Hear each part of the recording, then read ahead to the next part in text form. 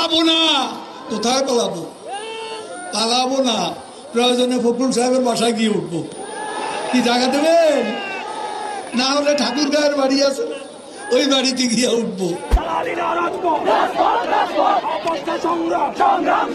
যে ওবায়দুল কাদের বাংলাদেশেই গত 3 মাস ছিলেন, গ্রেপ্তারি পরোয়ানা জারি হওয়ার পরে বাংলাদেশে কোথায় তিনি কিভাবে ছিলেন, কেন তাকে গ্রেপ্তার করা হয়নি? আন্তর্জাতিক অপরাধ ট্রাইব্যুনাল আজকে জানতে চেয়েছে যে গ্রেপ্তারি পরোয়ানা জারির পরে ওবায়দুল কাদের 3 মাস কিভাবে বাংলাদেশে লুকিয়েছিল, আপনাদের কাছে জানতে চেয়েছে। আপনারা বলবেন যে আপনারা কি জানতেন না যে তিনি 3 মাস আসসালামু আলাইকুম দর্শক, পালাবো না, কোথায় পালাবো, এইটা ছিল ওবায়দুল কাদেরের বক্তব্য।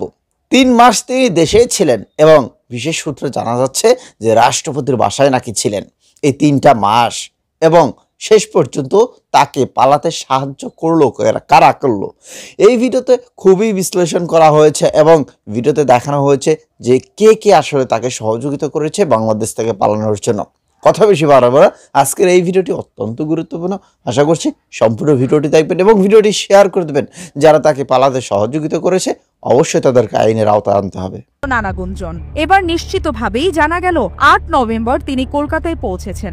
5 আগস্ট থেকে 95 দিন তিনি কোথায় ছিলেন, কিভাবে ছিলেন, কিভাবে এবার দেশ ছাড়লেন।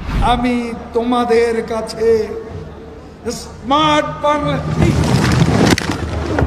খবর রয়েছে তিনি এক বিশেষ স্থানে আদর যত্নে দিন কাটাচ্ছিলেন, তবে কিভাবে দেশ ছাড়বেন তার ফন্দি ফিকির করছিলেন। সবুজ সংকেত আসার পর সড়কপথে তিনি বিশেষ ব্যবস্থায় ভারতের মেঘালয়ের রাজধানী শিলং পৌঁছান। জানা গেছে শিলং থেকে ওবায়দুল কাদের যান কলকাতা, কলকাতায় তিনি অবস্থান করবেন এমনটাই জানা গেল।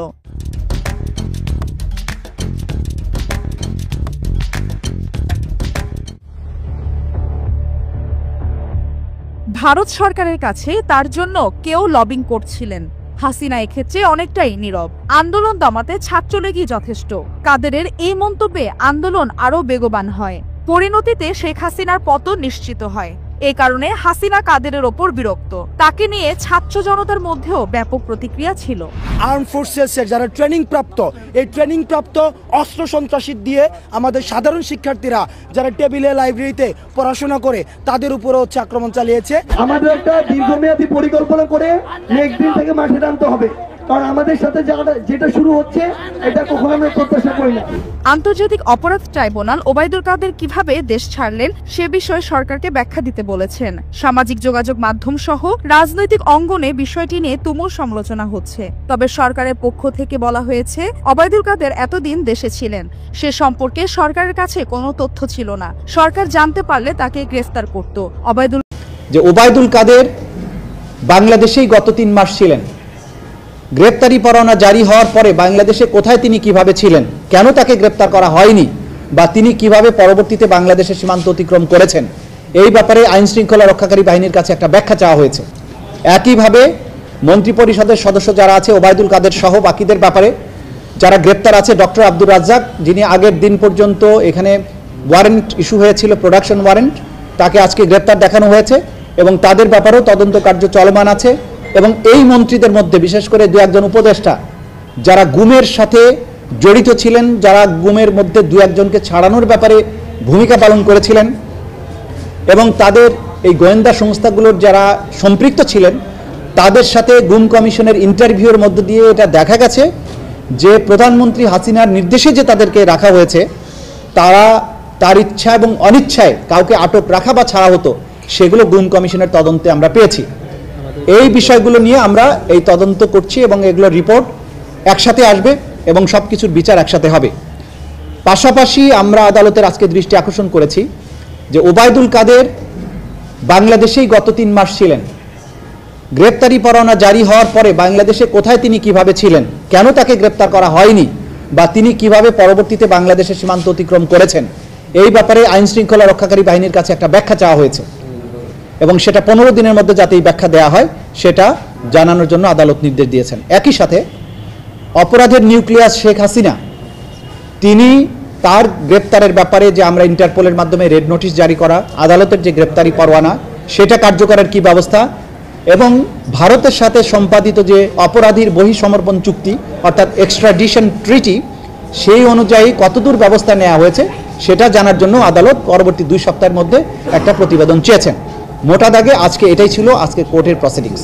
আপনাদের সবাইকে ধন্যবাদ। ঘুম কমিশনের রিপোর্টটা নিয়ে আপনারা আলাদা তদন্ত করবেন নাকি এর মধ্যে চলে আসবে?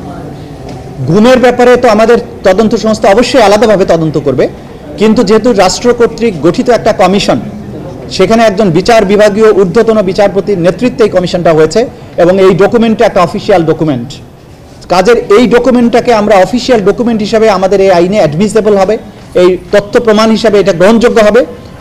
এর বাইরেও এই কমিশনের তদন্ত রিপোর্টের বাইরেও আমরা নিজস্ব তদন্ত সংস্থার মাধ্যমে এই বিষয়গুলোর ব্যাপারে আরও ফার্দার তদন্ত করব এবং অকাট্য রূপে আমরা আদালতের কাছে প্রমাণ করব যে গুম সংক্রান্ত যে অপরাধ, মানবতা বিরোধী অপরাধ, তার সাথে আমাদের এই ট্রাইব্যুনালের মামলার যারা জড়িত আসামি আছেন তাদের সম্পৃক্ততাগুলো অকাট্য রূপে প্রমাণ করার জন্য আমরা আরও নিজস্ব ব্যবস্থা গ্রহণ করব। তবে গুম কমিশনের যে প্রতিবেদন যেটুকু প্রকাশিত হয়েছে এবং যেটুকু প্রকাশিত হয়নি সেগুলো আমরা আমাদের পক্ষ থেকে আমাদের আইন অনুযায়ী এগুলো চাওয়ার বিধান আছে, আমরা তাদের কাছ থেকে এটা চাইব এবং চাওয়ার মাধ্যমে যেহেতু একটা অফিসিয়াল ডকুমেন্ট এই আদালতে 3 মাস বাংলাদেশে লুকিয়ে ছিল আমরা তো জানি না। আমরা যদি তারে জানতাম আমরা অবশ্যই ধরে ফেলতাম। যদি এর আগে ওই খবরটা ওনারা আমাদের দিতে পারতো যে উনি ওই জায়গায় লুকিয়ে আছে, আমরা অবশ্যই তারে ধরে ফেলতাম। এখন পরিস্থিতিটা কি, আপনি কি রিপোর্ট পেয়েছেন এবং আপনার অবজারভেশনটা কি, যে সবকিছু ঠিকঠাক মতো চলছে কিনা, অথবা কোথায় ঘাটতি আছে, মনোবলের ঝামেলা যেটা ছিল সেই সমস্যাগুলো সমাধান হয়েছে কিনা, আর যারা বিভিন্ন জায়গায় এখনো জয়েন করেননি এবং পালিয়ে আছেন তাদের বিচারের ব্যাপারে কোনো আলোচনা হয়েছে কিনা? যারা পালিয়ে আছে আমি তাদের আগে আপনাদের বলছি যে তারা আমাদের খানায় এখন ক্রিমিনাল, তাদের যেই কোনোভাবে পাওয়া হলে তাদের ধরা হবে। আপনারা যদি তারে খবর দিতে পারেন আমরা তাদের ধরে ফেলবো। ডিএজি সাহেব এখানে আছে, র্যাবের ডিজি আছে, অন্যান্যরা আছে, কমিশনার সাহেব আছে, তাদের ক্ষেত্রে এটা হলো আমাদের একটা ডিসিশন। আরেকটা প্রশ্ন কি করছিলেন যে স্যার আইন শৃঙ্খলা পরিস্থিতিটা এখন কেমন, এটা কি আর পুলিশের মনোবলের কথা বলতেছিলেন আপনি? আরেকটা জিনিসে আগের যে মনোবল ছিল এখন কি মনোবল চেঞ্জ হয়েছে না? আপনার কাছে কি মনে হয়? অনেক চেঞ্জ হয়েছে, তাদের মনোবল কিন্তু আগের থেকে অনেক বাড়ছে এবং এটা আস্তে আস্তে বাড়বে। একটা ঘটনা ঘটার পরে এটা তো আমাদের কাছে এমন কোনো কিছু নাই যে 2 দিনে আমি এটা চেঞ্জ করে ফেলবো, এটা তো সময় লাগবে। একটা ধরেন যে একটা ঝড় হয়ে গেলে এই ঝড়ের থেকে ঘর বাড়ি রিপেয়ার করতে সময় নেয় না, তা আমাদের তো কিছু আপনারা সময় দিতে হবে। মানে এখন আপনারা যতটুকু সময় ভাবতেছেন কিন্তু আমাদের কাছে সময়টা মনে হয় সময়টা কম, এই জন্য আমাদের একটু বেশি সময় লাগতেছে। কিন্তু আপনারা আবার অনেক সময় অযোগ্য হয়ে যাচ্ছেন যে না এই তাড়াতাড়ি এই হচ্ছে না, কিন্তু উন্নতি তো হচ্ছে।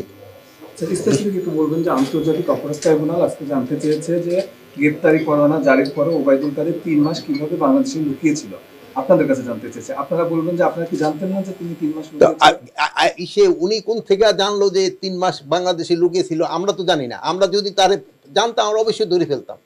যদি এর আগে ওই খবরটা ওনারা আমাদের দিতে পারতো যে উনি ওই জায়গায় লুকিয়ে আছে, আমরা অবশ্যই তারে ধরে ফেলতাম। আপনারা বলেন যে আপনারা একটা খবর দিচ্ছেন ওই জায়গায় লুকিয়ে আছে, আমরা তারে ধরি নাই, বলেন এরকম একটা এক্সাম্পল দেন যে ওই জায়গায়। আর আপনি কোথেকে তো অন্যের আর বেশি খবর রাখে না, আপনারা অনুসন্ধানী সাংবাদিকতা করেন, আপনারা যেভাবে রিপোর্টটা দিচ্ছেন আমরা কি কোনো ইসে ছাড় দিচ্ছি বলেন?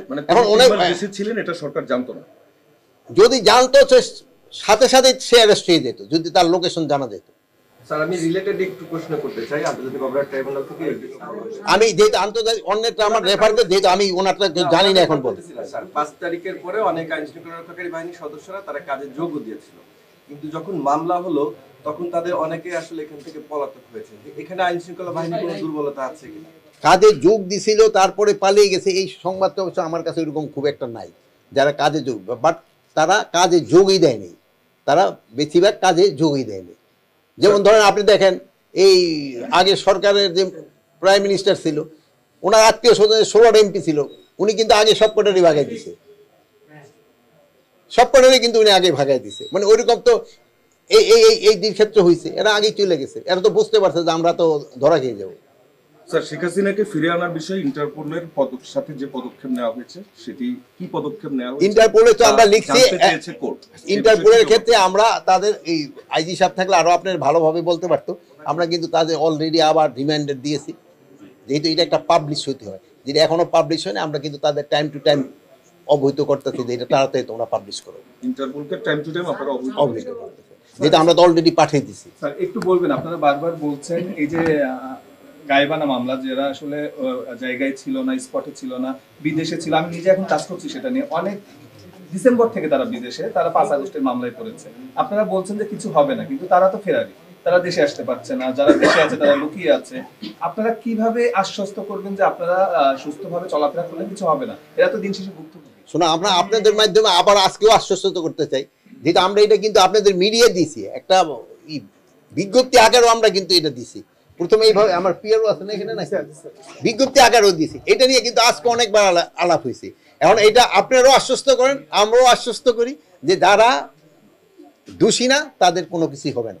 আপনি এরকম বলেন যে এরকম একটা নির্দোষী মানে তাকে আইনের আওতায় আমরা নিছি, আপনি দুই একটা এক্সাম্পল দেন যে অমুকে এটা করে নাই কিন্তু তার নেওয়া হয়েছে। এখন যদি তার আবার যাদের ভিতরে যদি অন্য সন্দেহ থাকে তো সে তো অনলি ফারাগেস্ট ওবায়দুল কাদের তিনি অনেক বড় বড় গল্প করেছিলেন যে পালাবো না, আমরা পালাই না, আওয়ামী লীগ কখনো পালায় না। কিন্তু শেষ পর্যন্ত তারা নেত্রী যখন পালিয়ে গেল, ঠিক তারপর পরই নেতাকর্মীদের আর কোনো হদিস নাই, কে কোন দিকে দড়ি ছিঁড়ে দৌড় মারলো আমরা খুঁজেই পেলাম না। ওবায়দুল কাদের তিনি আসলে দেশেই ছিলেন এবং তাকে পোটেনশিয়াল দেওয়া হয়েছে, তাকে লুকিয়ে রাখা হয়েছিল। অবশ্যই অন্য কেউ না, অবশ্যই এই সরকারের মধ্যে কোনো না কোনো ব্যক্তি তাকে আশ্রয় দিয়েছে, না হলে তো সে 3 মাস এভাবে লুকিয়ে থাকতে পারে না। অবশ্যই তাকে এখানে প্রোটেকশন দেওয়া হয়েছে। তো আসলে কে দিল? রাষ্ট্রপতি শাহাবুদ্দিন চুপ্পু দিয়েছে নাকি সেনাপ্রধান ওয়াকরুজ্জামান তিনি দিয়েছেন? এখানে বিশেষ করে রাষ্ট্রপতি এবং সেনাপ্রধানের নামটাই কিন্তু উল্লেখে আসছে, কারণ সেনাপ্রধান ওয়াকরুজ্জামান তিনি বলেছিলেন যে তার হেফাজতে অনেক অনেক নেতাকর্মী এখনও আছে। তো আসলে কারা কারা রয়েছে সেটা কিন্তু আমরা জানতে চেয়েছিলাম, আমরা সকলেই জানতে চেয়েছিলাম যে আপনি সেনাপ্রধান ঠিক আছে আপনার কাছে রাখেন, তাদের হেফাজতে রাখেন, কিন্তু আপনার নামগুলো বলেন যে কারা কারা এখানে আছে। সেই নামগুলো কিন্তু তিনি ফাঁস করেননি। তো সেইখান থেকে এক এক করে কি নেতাকর্মীদের ছেড়ে দেওয়া হচ্ছে? কি মনে হয় আপনাদের? অবশ্যই কমেন্টে জানান, এবং যারা বলছিলাম ভিডিওটি শেয়ার করার জন্য অবশ্যই শেয়ার